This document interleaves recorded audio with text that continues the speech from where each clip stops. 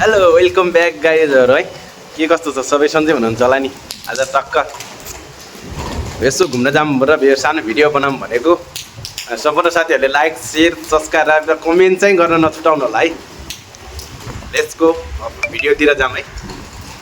Like share subscribe. Finally गाडी पनि आइसक्यो गाइजहरु। अब ट्याक्क निस्किन लाग्यो। जाम केटा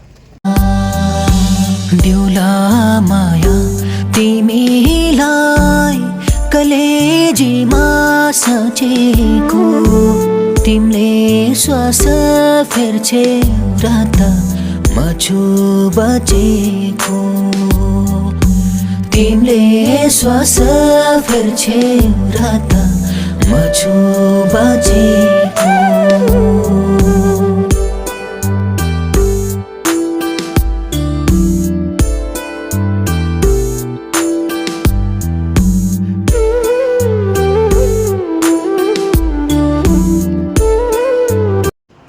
फाइनली नेपाली होटलमा पुगिसक्यो। अब चाहिँ टक्क खाना खाएर यहाँबाट निस्किएर कता कता हुन्छ टक्क।